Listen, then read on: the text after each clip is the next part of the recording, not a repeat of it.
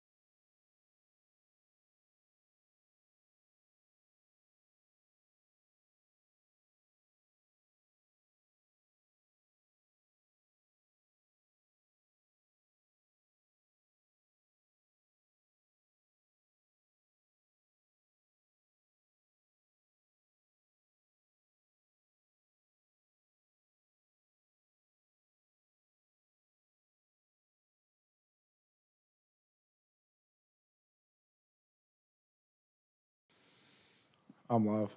Oh, Got your hashtag. you're live? Got your hashtag on it. What's up? All right, hey guys, welcome to the Almost Legal Podcast. I am joined with one of my favorite MMA, commentators, YouTubers, and it's Full-Time MMA. We're live. What's up, man? Yeah. What's up, man? Yeah, Full-Time MMA, also known as Taco Bell Wani, one of my favorite names given to me by a troll. Dude, I was wanting to get you to where'd you come up with your intro? With the give me the intro with your bagel bite, whatever the hell it's called. Baby back bagel biting bitch boy. I say hit like or subscribe if you're not a baby back bagel biting bitch boy. Oh man. But yeah, it came out of like a fantasy fight. Like how I originally started the channel, there was an old YouTuber and his name will just say MMA Fast Topics. And so he used to do what I do, kind of, not as much. I'm like way better than he ever was, but I didn't YouTube. I used to just work full time. You know, I was a custodian and stuff, like independent contractor. I would do in the summers and stuff. We would do more than that, but in the year. Like during the year, that's pretty much what we were. But we would wax floors and stuff in the summers. So I would just listen to MMA podcasts and stuff. And so I would also listen to his YouTube channel. Well, he decided to go to Patreon, and he said he was going to charge $20 a month. And pretty much if you can't afford it, like, fuck you, get a better job. I was like, well, I can't afford it. But what I did was, since I knew there was a lot of people like me, because he had like 20,000 subscribers. I knew there was a lot of people like me who was looking for his name on YouTube. Like, where'd he go? Like, because he said he shut his whole channel down instead of leaving it up for like advertisement. But it was actually at the time YouTube was taking a lot of channels down and stuff for copyright. So turned to find out that's what was actually happening to his channel, but he made it seem like to us, you know, he was just going to charge $20 a month. So I ended up just making MMA Fast Topics too. And, you know, like, okay, you know, if they like, you know, if it works, it works. If people want to hear my opinion, they do. And so that's where it kind of came from. And then he started trying to shut my channel down. And so I made like a fantasy fight, just like made it up off the top of my head with me and him, like met up at a Starbucks. And we got into it. I said he was sipping out of a pink straw, sharing a drink with one of his friends, one of his guy friends. And he ended up, he had a bagel. And so that's where it came from. And at the end, so in the story, he ended up getting like the losing end of the stick, and like that's where I was like, unless you're a bagel biter like him, you know, and you sip out of pink straws, but the bagel biter ended up sticking. Right. I stumbled upon your channel during the build up to the Mayweather-McGregor fight, and okay. I think I work at a desk, and you had me rolling. I forgot what you called Paul Malignaggi. Polly McDougal's. Polly McDougal's. I was dying, dude. Polly McGiggles. Dude, he looks like he's straight from Jersey Shore. Yeah, he does. So what got you into MMA in the first place? Well, back in the day, back in high school, my friend and one of his friends, his friend actually trained jiu-jitsu and stuff, and he wrestled in high school and stuff. So he was a fan of MMA and the UFC. So he was my cousin's best friend, so he got him into UFC, and so we started going to Buffalo Wild Wings just, you know, with our girlfriends and stuff, like, hey, something to do on the weekend. The fights are on. It was like when Anderson Silva was big, Rampage Jackson, those were who I gravitated toward at first, like Anderson Silva's crazy striking. Right. And Anderson Silva's how I got into it as well. Yeah, so that's when I was a casual fan. And then there was a time in between there, like I think it was I watched The Ultimate Fighter with Rashad Evans and Rampage Jackson, and it was like so crazy the season, and then the fight as a casual fan was like, what? It was really boring as a casual fan. You know, casual fans don't really appreciate wrestling or game plans. And I wanted to see Rampage, like, you know, knock him out, and it didn't happen. So I think that's part of the reason I kind of got away from it, some of it. But yeah, then I came back maybe 5-6 years ago. I don't know when it was. It was a little before Conor McGregor fought Chad Mendez and stuff, and before the Nate Diaz fights. But that's when I came back and started like really hardcore listening and paying attention to everything again. One of Conor McGregor's stepping stones was actually from a guy from Spartan Fitness in Homewood, Alabama, Marcus Brimage, the Bama Beast. That was like one of his. That was his debut, wasn't it? His undercard fight, yeah, and he beat a guy out of Spartan Fitness, and that was like when everybody was like, "Who the hell is this guy?" 47 seconds. Yeah. And back when he was who the fuck is this guy? No, he had a lot of hype coming on. There's just I don't know what is because MMA is huge now. Like, what was that leap? Was it when they partnered or sold to Fox? When they quit, or to those two brothers, whatever the hell their names are? Man, I think it might have been maybe even a little before that, because I think it was around, I don't know, Ronda Rousey and Conor McGregor. True. I think like they really brought, maybe Ronda Rousey. I think Ronda Rousey started getting a lot of her hype before Conor McGregor even. She was a lot bigger. So maybe it was Ronda Rousey who brought a lot of the casual fans like back into the sport. I'm not exactly sure the exact time, but I think it was probably a little before the sale, actually, because I know the details of the sale. Back when I got into it, man, it was because you know back in the day, my pops got me into it. Word. Yeah, where you know, talking about like Ken Shamrock and all those guys, like Tim Silva back in the day, you know, when it was all like Iron Man tournaments when they just have subs and beat the hell out of each other, fish hook and eye gouges and stuff like that. Hoist Gracie coming around and stuff like that. But then when Dana White took over and then started bringing, you know, personalities like Joe Rogan on board and stuff like that, which Joe Rogan's been like, you know, a lifetime guy in that kind of aspect of stuff. But, you know, that's when it really started going. Then you had guys like Liddell and who's the California guy? Tito Ortiz. Tito Ortiz and Chuck Liddell. That was the first, I think, the first major thing in MMA, like UFC. Oh, yeah. Chuck Liddell's knockouts, and then that whole segment between them, and then what's Randy Couture, yeah, the big guys. That's really brought it around, and then of course, you know, the whole mainstream fight. Now every state's getting a professional fighting license. That's what Alabama got the professional sports license for, because they don't really have a professional team. They brought it back for MMA with Strike Hard, but yeah, that growth right there with bringing on personalities really started launching it, and plus giving, you know, wrestlers an outlet, and then Brock Lesnar and everybody else trying to make the crossover is really what did it. Bringing up Brock Lesnar, where do you see the MMA going? Because you know you had Anderson Silva, you know, GSP, BJ Penn, all these bigger names, and now you got these. I feel like we're in and then with Conor McGregor doing dumb shit. What's this fight? Who's next? Who's stepping up? Is he frozen? Are you there? He's either being really still or we're not on the phone with him right now. Is it one of those Rolling Stones those guys were talking about earlier? Oh, boy, we're down. We're down, ladies and gentlemen, hobos and tramps, caca, mosquitoes, and bogarans. No, I've been like balls deep in MMA, bro. Oh yeah, big like, time, man. It's been. He'll probably call back. I started when I was like 15 at a little gym in Alabaster, and I mean, it helped with wrestling. I mean, I started wrestling when I was about 11 or 12, and then stories of my dad, you know, back in the day when it was Ultimate Tournaments, and that's what wrestling was in high school and stuff. And then when I finally started training and being in that atmosphere and going to fights and stuff and being in corners, dude, it's exhilarating. I mean, it is the next level. I mean, you're taking us back to like Roman gladiator days is what we're going back into. The scary thing is how talented they are. Boy, like Johnny Bones Jones, if he can stay off the fun stuff, you know, he can.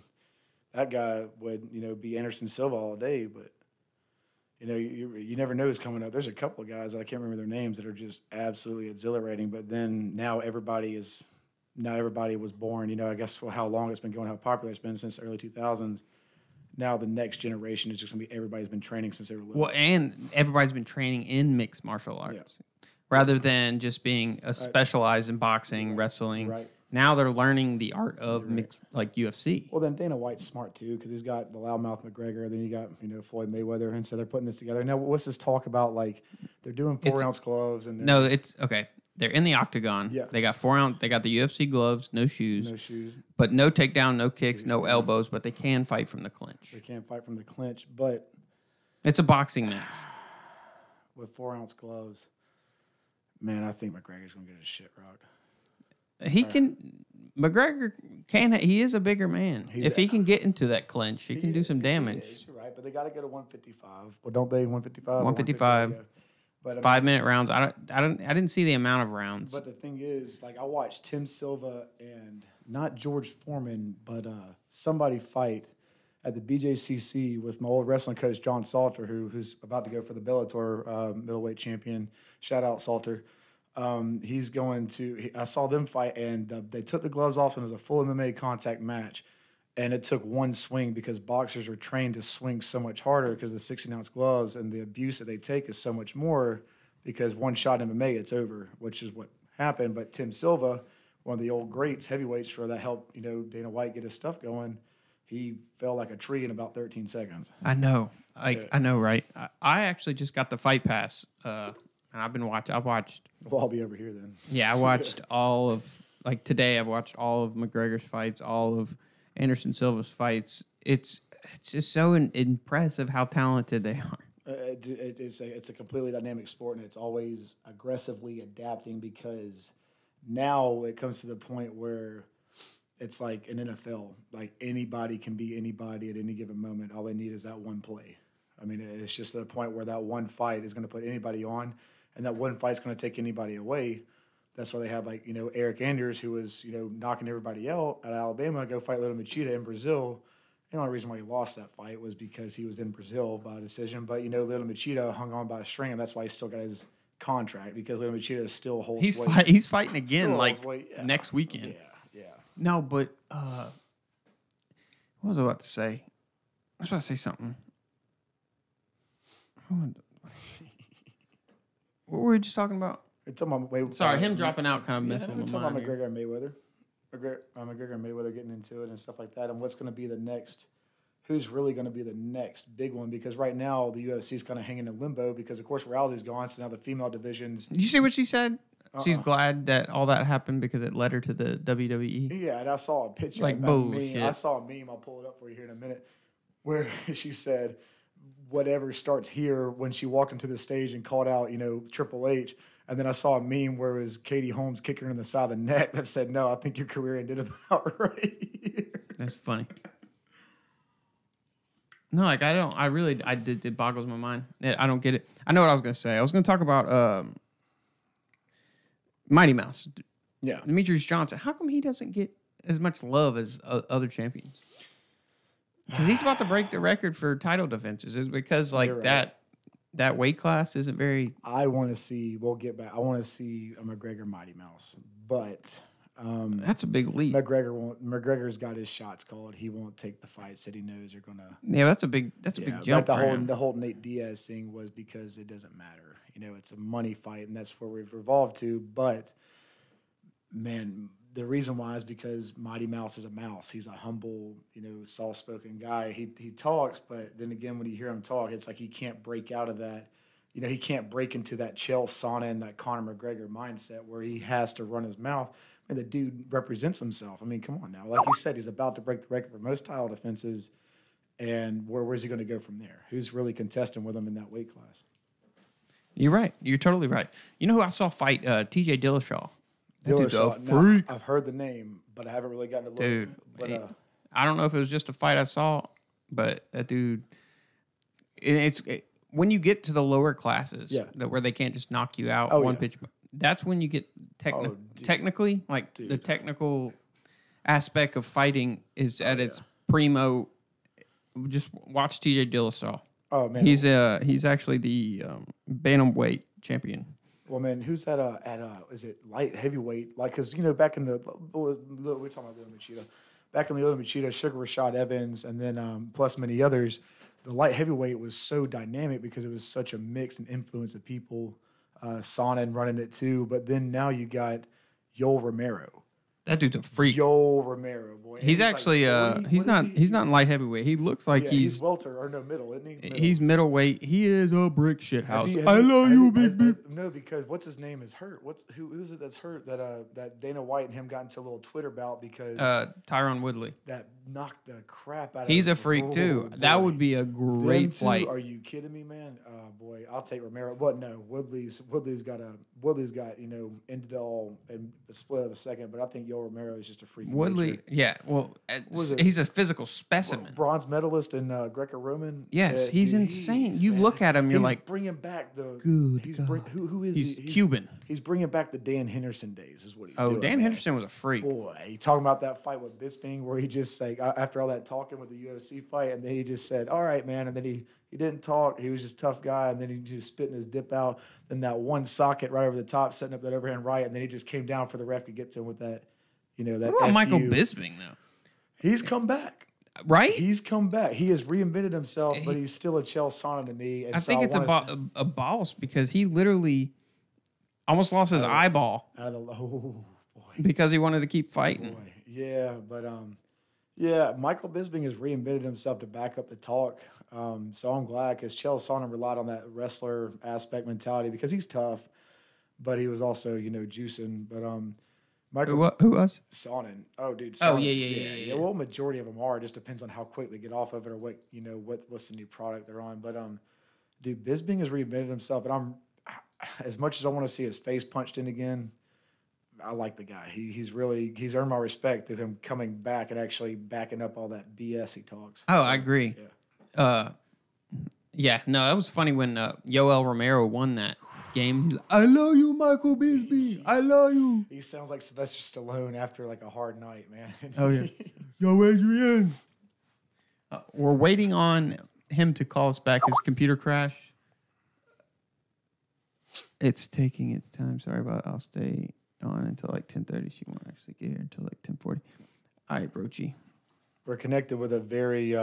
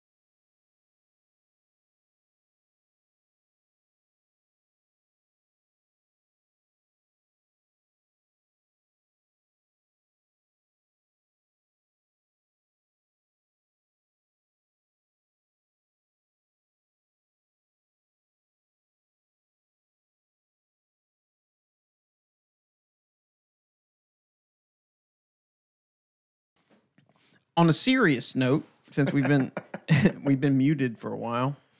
Hold on. I'm gonna black him out there. Oh, what the hell was I talking about? When's he coming back? We're waiting on full-time MMA in Kansas. I don't know why I thought he was Bagel Biter. What is he talking about? Bagel bite bitch boy or whatever. No, I thought he was in like New York. He sounds like it, dude. He sounds Eastern Seaboard as a motherfucker. He threw me off. He threw me off when he I thought he was just doing It's a freeze challenge. He's like, yo, Taco Bell and bagel bites. No, Dude, cool. he's funny cool. as He's a hell. cool guy. I mean, I want to hear him talk. We got him for like what, 220 seconds? Yeah, I know.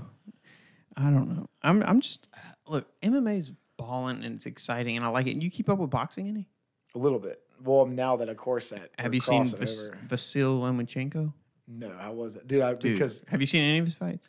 Manchenko, yes. Lomachenko, yes, I have. That dude's got a. Dude's incredible. Dude's got a chin. He don't get hit, man. You need to watch his fights. It's incredible. It's the most impressive thing ever. He's the greatest boxer. He will be the greatest boxer of all time. Well, Corey, what about Tuscaloosa boy? Oh, Deontay Wilder. How's he still? He's still reigning champ. He is. He's undefeated. Right hand like a 50 caliber coming across Afghan. It's the competition with him that's holding him back. Heavyweight in boxing is not really there anymore because you can go to MMA, make more money, and still lag your ass around. So that London fighter, what's his name? Heavyweight. Talking about boxer? Or? Yeah, he's. Because when they might actually fight, and then that'll prove it. Well, I hope so. He's the heavyweight champion of the world or whatever. A couple of his last fights have been. There we go. We got him. We got him. Is he back?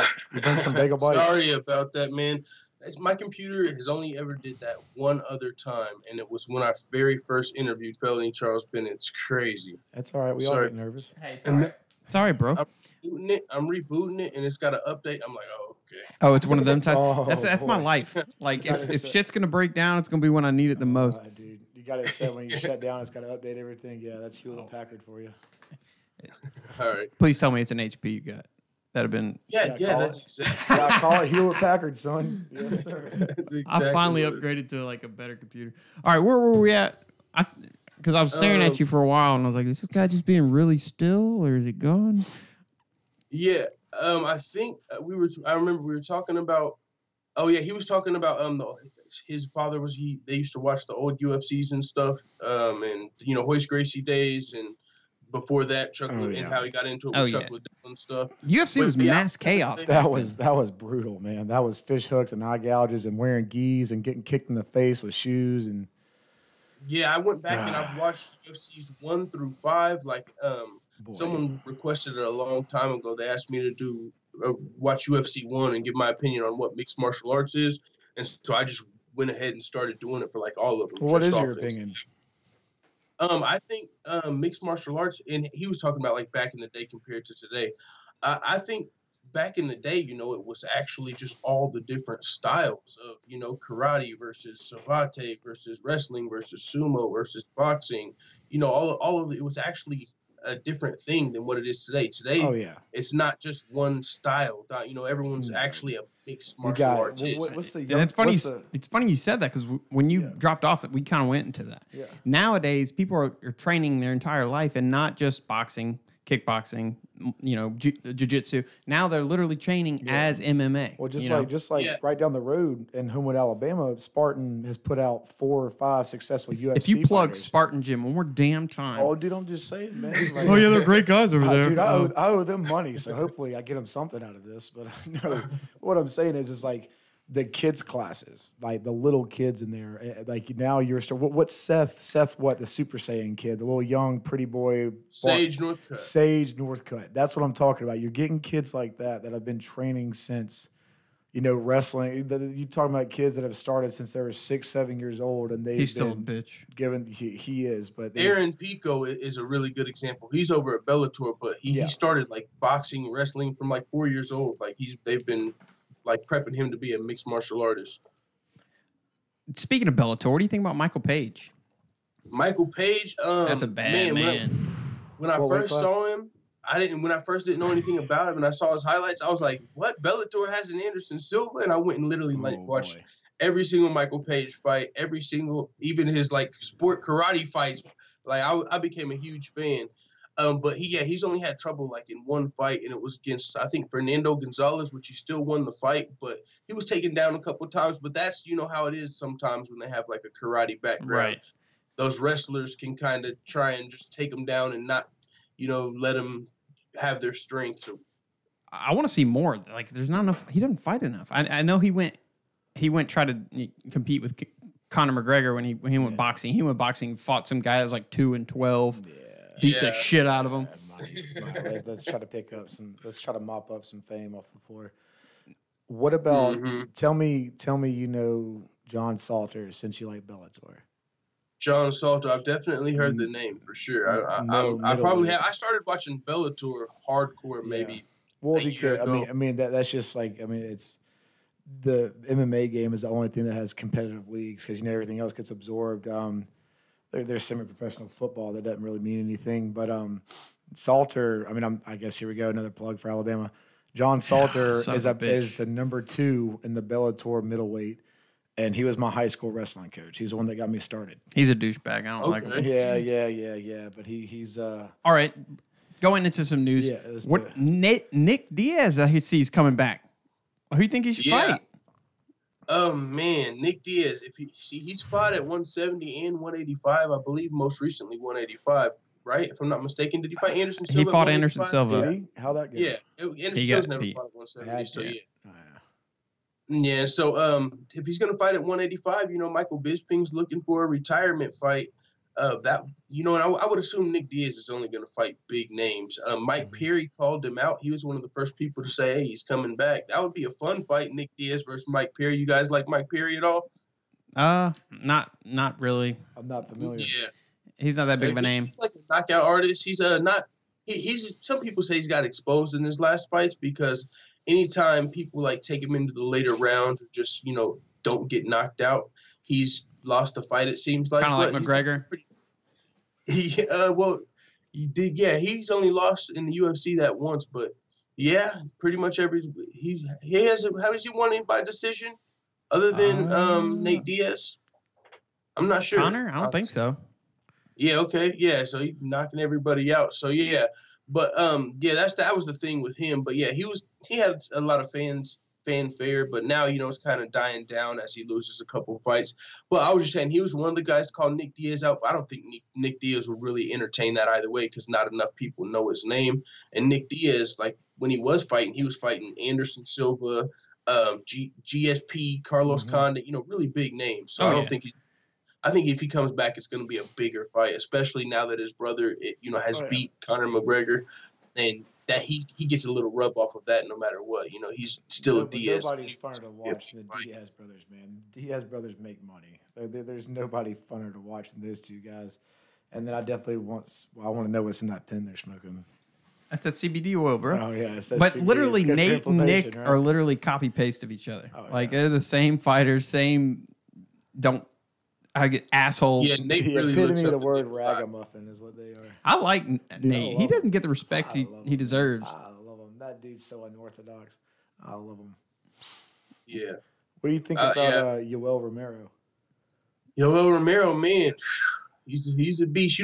Speaking of the old UFCs, man, when I was watching like UFC 2, 3, or 4, one of them, there was a guy named Chemo, and he came out with like a cross on his back, and he was a big like Cuban dude. He had a cross on his back. He had the Jesus thing. Like he reminds me so much of Yoel Romero because like the Jesus thing, big muscular Cuban dude. And but Yoel Romero, man, if you know who Chemo is, he's like Chemo 2.0. But as a fighter, man, he's a beast. But it's crazy, that he's going to be rematching Robert Whittaker, and I feel like he's still got a good chance, even though Robert Whittaker won the first fight with kind of a leg injury pretty early in the fight. So. Like my head says Robert Whittaker should win, but like my eyes are like I don't know. You look at Romero and you're like, what the hell is that? Backflips in the entrance, dude. That shouldn't even be legal. How is that good for your cardio? Right. When I saw him doing that, I'm like, come on, don't people talk about And he's like, how old is he? 36, 37? I don't know. He's past I wouldn't want to run up on that guy. Especially not Cubano. That's like the new definition of swole. Boy. Like if him and Michael Bisping actually fought, like I think we would see Yoel Romero's true potential. I love you, Michael Bisping. We're going to see that eye fall out all the way this time. Yeah, that's a very real possibility. Dude, he looks like straight from a scary movie. That eyeball freaking me the hell out. He's always looked weird, man. But I mean, if you had to pick a fighter in his prime to see fight, who would it be? This is like a Michael Jordan question in the UFC. Right. Man, I am a huge. Whenever I really found out about Gegard Mousasi, I believe at UFC 200, I did my research and all of that. I just became a huge Gegard Mousasi fan, and it was like he was supposed to be fighting Thiago Santos on that card. But if you remember, John Jones got pulled out of his fight, so Daniel Cormier needed a replacement opponent to fight for the title. And when they started saying, "Oh, Gegard Mousasi is willing to step up and fight for the title," that's when I really was like, "Whoa, whoa, whoa! I've heard Gegard Mousasi's name, but now let me really see who this middleweight is talking about fighting Daniel Cormier." So then I found out, oh, he's fought at middleweight. He fought Fedor. It wasn't a legit MMA fight. It was more of a grappling match. But he's fought heavyweight, light heavyweight. Now he's fighting at middleweight, and he's got a lot of. So as far as like mixed martial arts, I think he's one of the highest skilled fighters. So even today, he's beaten a lot of guys, but I'm not sure if that's 100% his prime, but it could be. I mean, he beat Thiago Santos, who was a beast. But so Gegard Mousasi, Fedor, I wasn't a big fan back when, Fedor is a guy that everyone mentions with legends of the sport. Right. And I wasn't watching back when he was really doing his thing. So I would like to see prime Fedor, be in the moment.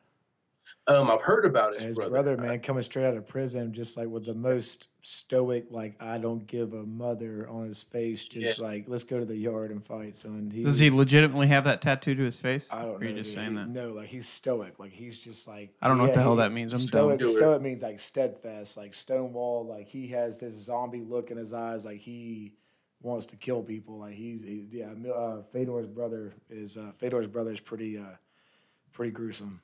Yeah, you should go his fights. That's what's up. I think he got out of prison, and his first fight, he got like a knockout, if I'm not mistaken. Oh, boy, he took that because the guy was running his mouth about him, like calling him like a con and all this stuff and saying he wasn't worthy of the cage. And he stepped out there and he just took all that bonus money and sent it to his buddies back in the pen, got him some ramen noodles. Who the hell talks? But check this out. I think Fedor has even like denounced his brother. So the guy was talking stuff like, I think Fedor's like, hey, yeah, that's my brother, but we don't really. He scares the shit out of me. If you go to Russian prison, dude. If you go to Russia, nobody wants to go to jail in Russia. I can tell you that, man. Yeah, they don't mess around. Okay, get into this. I don't know if you think it's a good idea or the McGregor Mayweather 2. How dumb is that? Are you talking about with like the new rules they're talking about, like the boxing match inside the octagon? Man, I don't want to see that because for one, it doesn't make sense, and then for two, it's like what does MMA get? I mean, we got smaller gloves, we got that working for us. We've heard about Floyd having brittle hands and such, but as far as a boxing match, I don't want to see, because if Conor loses, that's going to be a huge L for MMA. Like, you're right. And then it's like, Conor said a real fight next. Like, he was talking about I lost to a rule set, not to Floyd. Well, it's going to be the same thing. If Floyd Mayweather wins, you're losing to the rule set. Right. Nothing. Unless he unless he just lives in the clinch, like.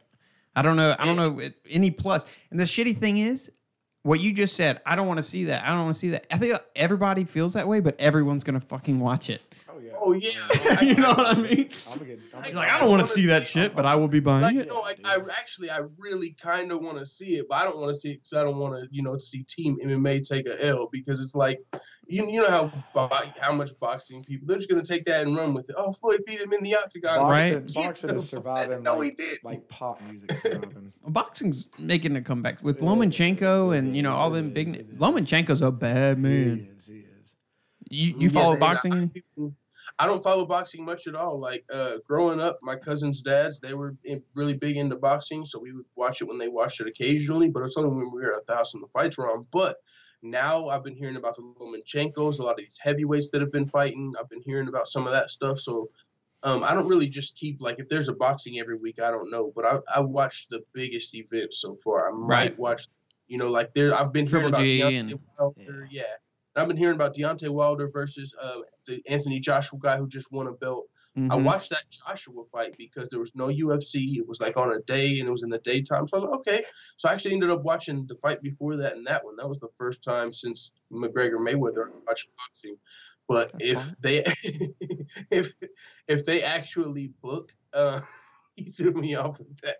He said, "Is that a fart?" I thought he just shit himself. I'm sorry. Sulfur. I was just egg and water. Just go on with it. Egg and water, bro. But yeah, if they actually make that fight happen, you know, I've been hearing a lot of, like, whenever I heard, Anthony Joshua called out Stipe Miocic. He's like, you know, I might fight MMA. And, like, the comment section was just, oh, he's ducking Wilder. He's ducking Wilder. I was like, what? Like 20 people said he's ducking Wilder. I had no clue he was ducking Wilder. They're like, well, he'd rather go to the UFC than fight Wilder. So it's like, okay, if they actually make that fight, because I seen he called him out, Anthony Joshua did, after he beat the most recent guy he beat. So I might watch that card as well. Wilder's a freak. Dude's 6'7". Dude, watch that video where that little redneck was talking crap about his daughter. He beat the shit out of him. Beat the hell out of that redneck. That's the only Wilder fight I've seen. His name is Charlie Dellenbaugh. That's his name. He was actually notorious for doing that, like talking shit to boxers and going into their camps. He's awful, man. He's a troll. He's underneath. He's garbage. He's underneath the bridge. Find a new way to troll. Yeah. How do you troll people? I just get the shit kicked out of me. Like, I just talk shit to the baddest humans on this planet, and they beat the hell out of me. Why would you do that? I go on websites and post pictures of Justin Bieber, and I go as Bieber Lover 69. I'm not even gonna think you're lying for some reason. No, but how heartbroken were you when Anderson took the dive and kind of started losing? Because I watched UFC solely to watch him. Mm-hmm. Oh, it was heartbreaking, but I was ready for the comeback, and then when I saw the leg injury, I was like, "Oh shit, that's a wrap." It's a wrap. Then he came back like 6 months later, and then Weidman, like, what did Weidman do? Try to like bitch out to getting like poked in the eye or something like that, getting rocked on a legal knee that wasn't illegal, and then Weidman became like a spectacle because he tried to like escape a fight through a technicality, and then you're talking about when he fought the knee. He tried to he tried to act like he couldn't continue because of the illegal knee. But then when they reviewed it, Romero. Yeah, that was Romero, was it not? And they reviewed the knee. And then when they reviewed the knee, it wasn't illegal. And then Weidman, they were like, okay, the fight's discontinued. You said you're done due to injury. Then he's like, no, I want to fight. Well, then I would have still fought. Yeah. No. Get out. Go to the house, son. To the house. So going into Mighty Mouse, why do you think he doesn't get the recognition? Because he's like about to break a record for title defenses. I think a big part of it is, he's kind of unwilling to, I don't want to say work with the UFC, but he's content. He's really content. So if the UFC wants to get him to do something, he's a little difficult to work with, I think they would say. And then on top of that, people have seen him lose to Dominic Cruz. And since there's not 105 pound division, people look, when he's ranked pound for pound, they're like, he's only good at 125, some people think. Even though at 135, I think he only lost to Dominic Cruz. He might have lost to one other guy. He lost to another short guy that got out of that class. I forgot his name. He wasn't. Yeah. But yeah, someone else has a win over Mighty Mouse too. So that's part of it for me. Like, he's kind of hesitant to go up to 135. So it's like he's only really dominant in one class. And then I've heard some people say, well, who really can make 125 pounds? Some people say only, like, I've heard this from the comments, like, only people the size of my nephew can make 125 pounds and stuff. And I actually think flyweight deserves a lot more respect. Joseph Benavidez, the John Dodsons of the world, the Joseph Benavidez, the Henry Cejudos, those dudes are really some beasts. So the fact that Demetrius Johnson has looked so good against them, and then even when he fought Ray Borg, he might not be as skilled as those guys I just named, but he put off a fucking flying armbar. Like, right? What? Who does that? Exactly. Like, he dismantles people, he finishes people. So my only thing is part of, he's doesn't really work with the UFC. He's kind of content. He too busy really Twitch streaming his video games. Sean O'Malley's Twitch streaming too now. I love Sean O'Malley, bro. Yeah, he Twitch streams too. You get a free Twitch Prime sub, and I felt bad because I used to use it on Demetrius. I'm like, I gotta give it to Sean. Dude, I'm glad you brought up Sean O'Malley. You look at him; he looks like a straight hipster, and he's knocking fools out. Has he lost yet? I know you're talking about. Undefeated for sure. Yes, undefeated, 12-0. I think his most recent fight made him 12-0, if I'm not mistaken. And he's not very secretive about his weed habit or weed. I think there's more to that. I think weed's just mainstream. I saw an interview with somebody. He had a weed robe on and a blunt, a size of like.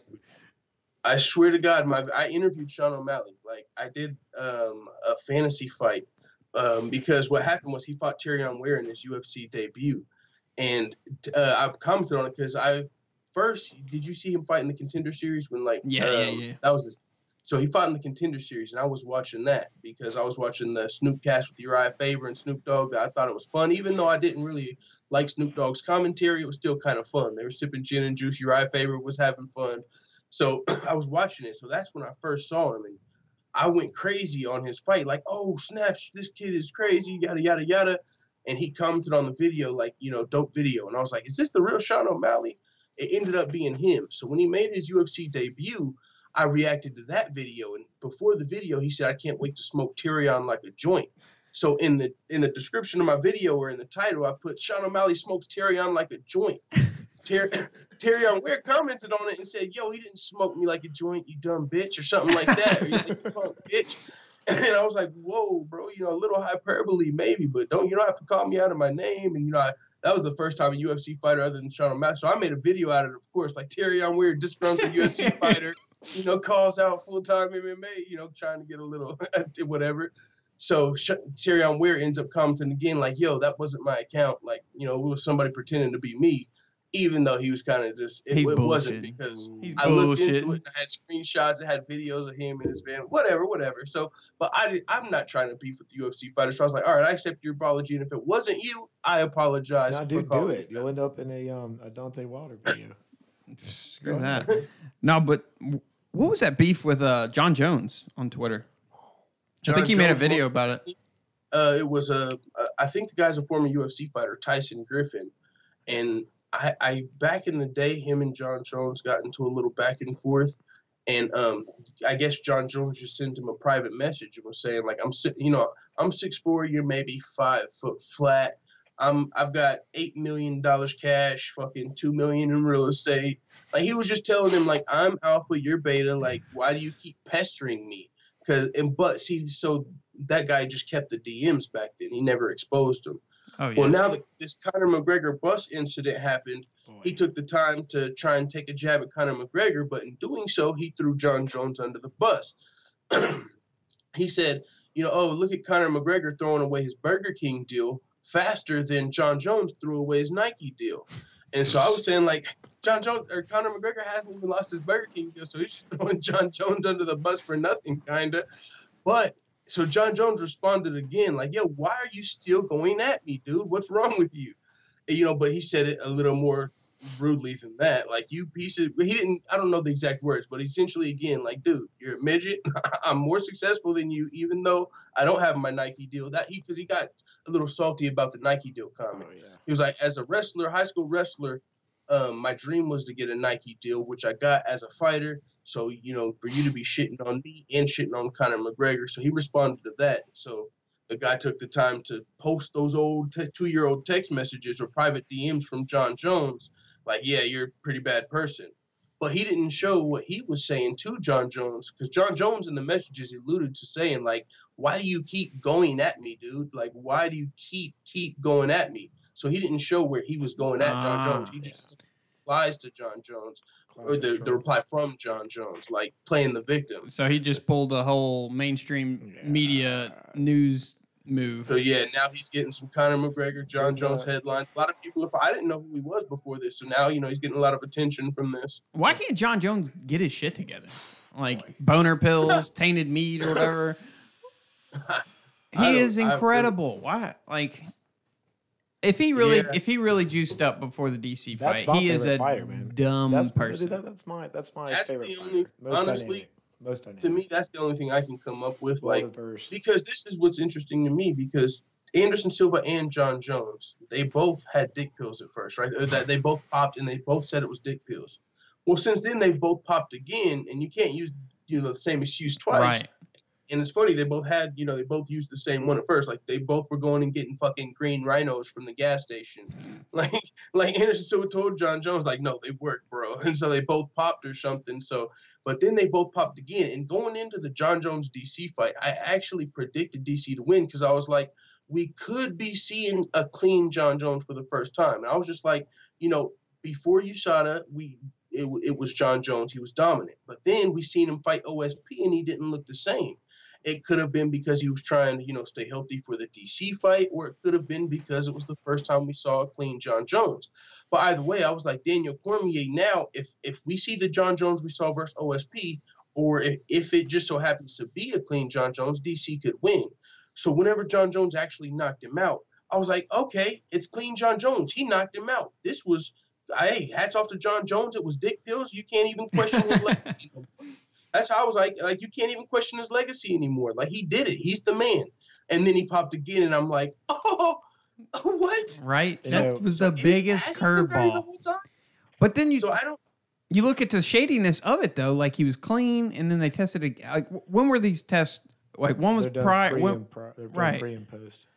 And then it was clean again, like, after that one. Well, my thing is like, even with regardless, whatever, man, John Jones baited that man for rounds. Regardless, you can call it whatever you want. Yeah, that head kick with or without, dude, he baited Cormier, and then, I mean. The sad thing in the pre-fight press conferences, he legitimately said.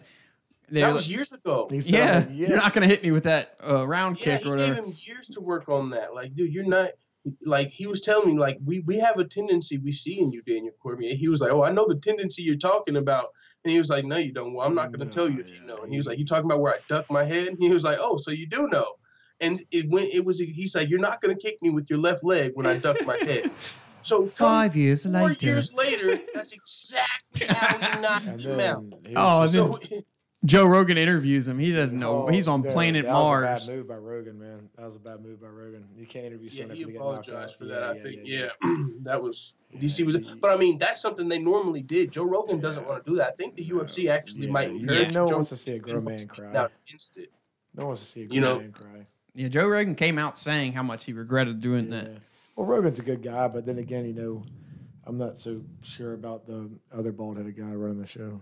Yeah, you don't know who's in his ear, though. Evil Joe Rogan. Evil. Hey, some people say he's a CIA shill.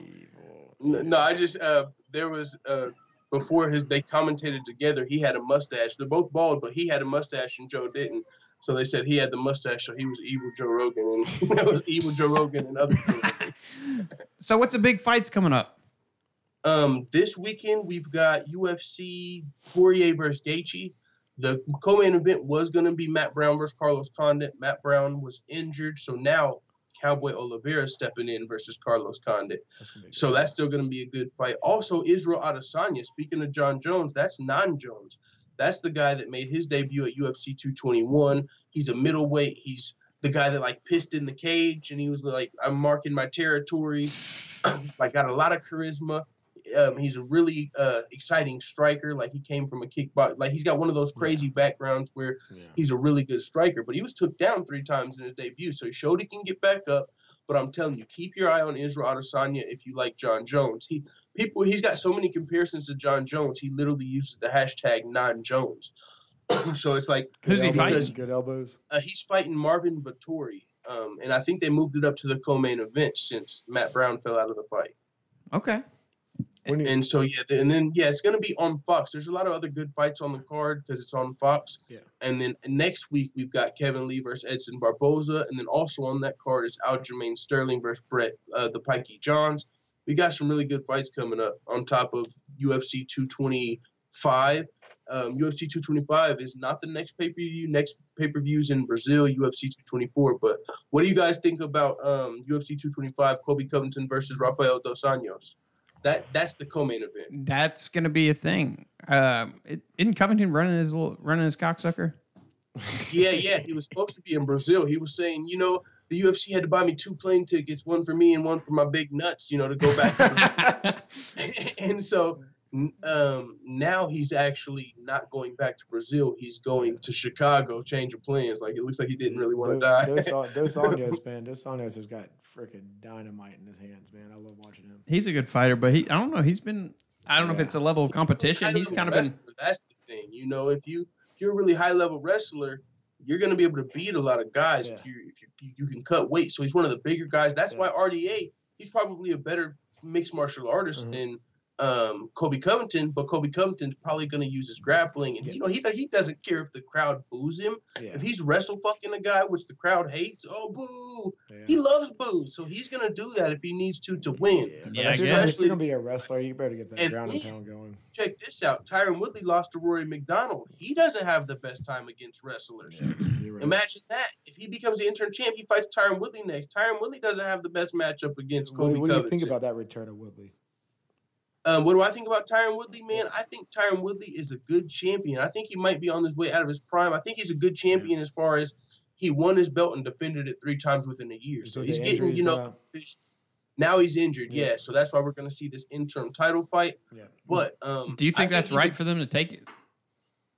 Even though he's injured? Yeah.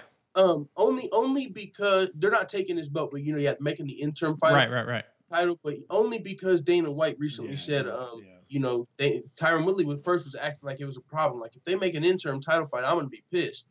But Dana White came out and said, well, Tyron Woodley brought back a doctor's note that said he's going to be out till August. Yeah. So originally it was looking like if he's only going to be out till July, which is 1 or 2 more months, then you know, an interim title fight, I don't really like it. But if he's going to be out till August, you know, you got to get some welterweight fights rolling. We got Wonderboy versus Steel happening. Kobe Covington and RDA. We got a lot of top guys up there. Dana White's making a lot of fighters sour, man. Like, what about what's the Samoan man, Mark Hunt? Mark Hunt. I think we haven't heard much about his lawsuit, but I think he might still be in a lawsuit with the UFC. They swept that underneath the rug, but I mean, he was right because you're talking about Jones getting put out, but then what about Lesnar just because he came back for his money fight, you know? Oh, and how about they're bringing it sounds like Lesnar might be coming back. You know, Dana White's like, yeah, Brock Lesnar's coming back, and they're sounding like it might be a title fight between, you know, talking about Mark Hunt, you know, that's where Brock Lesnar got suspended. Like, he fought, everyone assumed, like, okay, he's going to be on steroids. But they're like, all right, prove us wrong. He has to be. And he turns out he was. And so now it's looking like he might get rewarded for beating a guy, you know, with a title shot when he comes back. He sells tickets, man. He's got health problems because of his drug abuse, man. Like, dude, he's the size of a freaking his liver SUV. Problems and all that stuff is all because of that crap. Well, is there any stacked cards coming up? Like, you know, I want to see TJ Dillashaw fight again. Yeah.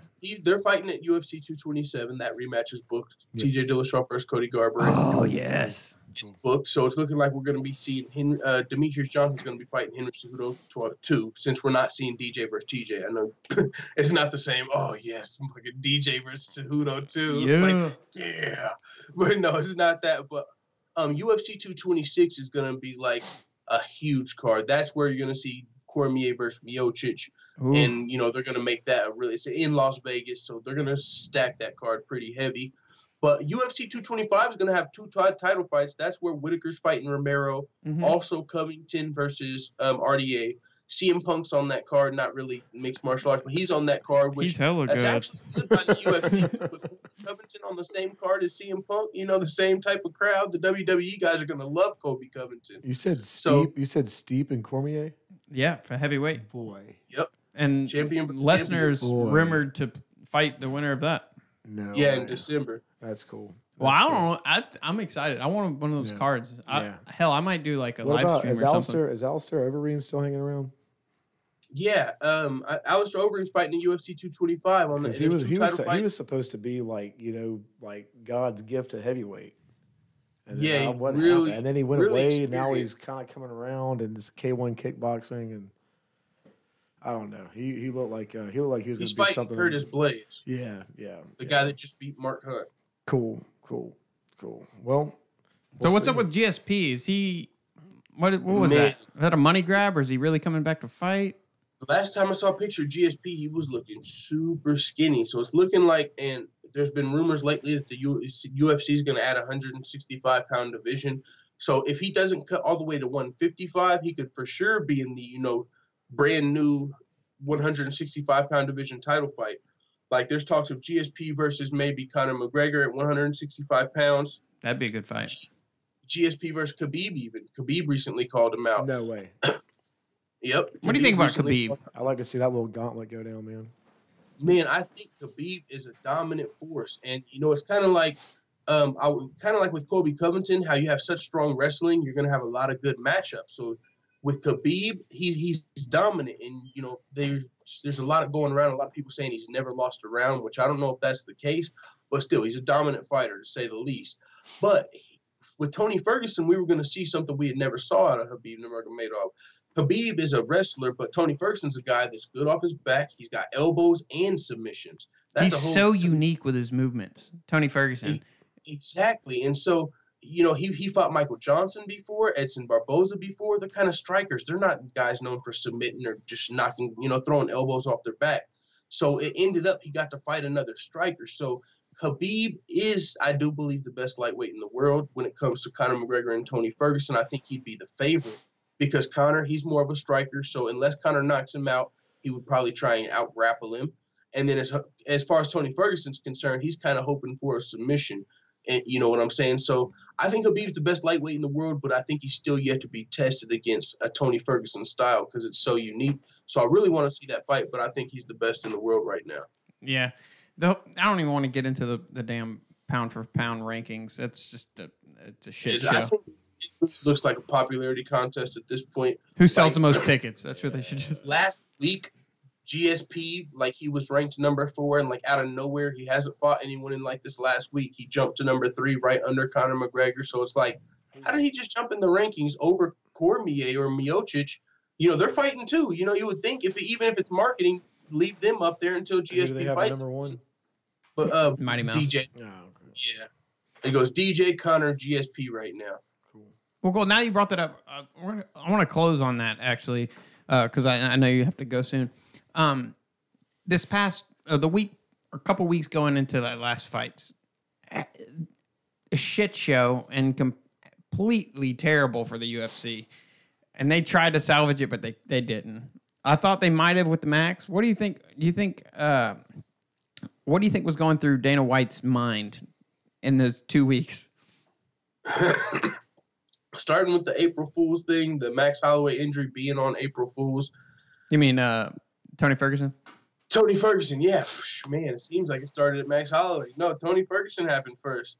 Well, first, that had to have blown his mind, right? What are the chances for that, though? And he tripped over a cord with Dana White. Dana White said, I heard he had his sunglasses on. Them stupid-ass sunglasses? Yeah, could you imagine Dana White? He probably fucking hated Tony Ferguson for 1 second. You know what I'm saying? Him and his Neo glasses. Then Max Holloway.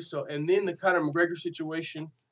I don't even know what could have been going through Dana's mind. I don't know how, because you got to not only take it all in, but you've got to react to it as well and get stuff going. So as far as what I was going through Dana White's mind, I'm not sure. But I did hear that he said it ended up not being too bad because even though some people wanted their refunds, some people wanted refunds because they, some of the hardcore fans, because we lost 4 fights, there was a lot of buzz. So a lot of people who didn't really care about UFC bought it in return. So it was kind of a trade-off. So he said they didn't, as far as business-wise, they didn't take too much of a hit. And then also did you guys see that guy Zabit Magomedsharipov? Did you see his fight? Nuh-uh. Wait. Actually, I think I know what you're talking about. Zabit fought Kyle Bochniak, and it was fight of the night. He's a guy from Dagestan, but he's a super entertaining striker. I'll tell you what, to close on that, I suggest you or anybody go make sure you watch that fight because he was doing cartwheel kicks with intention. It was insane, the crazy striking. Say the name one more time. Zabit Magomedsharipov. He fought on the UFC 223. You got that, bro? Yeah, I got it. You need that spelled for you? He's popping up right here, man. Him, bro. His opponent fucking was in there. He knew he was a huge underdog, but he was in there with the attitude, getting beat up, but still coming in there.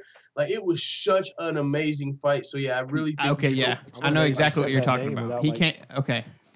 I heard about that in that last round where he was just swinging.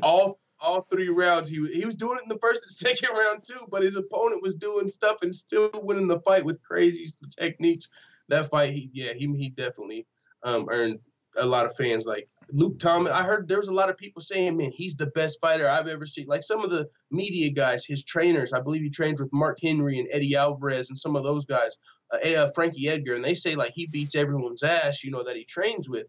So, I mean, they didn't say he beats Eddie Alvarez's ass, like name drop him, but they did say like he's the best fighter that they probably have. So there's a lot of hype behind him, and he definitely delivered in this fight.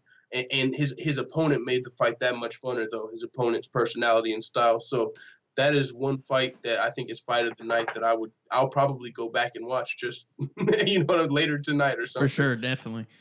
Definitely. But hey, thank you for coming on, dude. And one of those cards, man, I might do a live stream. If you ever want to do Fight Companion or something, let me know. Because I'll be on, man. That'd be awesome. Once I get my internet fixed, which I think I might have done today, like they said it was our router. We got a new router, so I want to try and live stream, but normally it cuts in and out. But some people have asked for that. So yeah, I'd love to do that sometime in the future. So thanks for having me on. No problem, dude. Thank you. It's a pleasure. And like I said, it feels like I don't have that many people to talk MMA about, and this was kind of rushed. My earlier show, you know how that goes. But you want to plug anything? You plug any social media or anything? Just Full-Time MMA on YouTube. On there, I've got my social media links because Full-Time MMA was taken on Twitter, so it's like MMA Full-Time. It's just a little backwards. So yeah, just Full-Time MMA on YouTube for now. That's really what I'm focusing on. But thanks, man. Thanks for having me on. This was fun. Not a problem. And nice meeting you too. It was nice to meet you, man. Have a good one. See you, man. Yep, you too. See you. Peace. And that's going to be it, guys. Have a blessed day. Toodles. That's cool, man.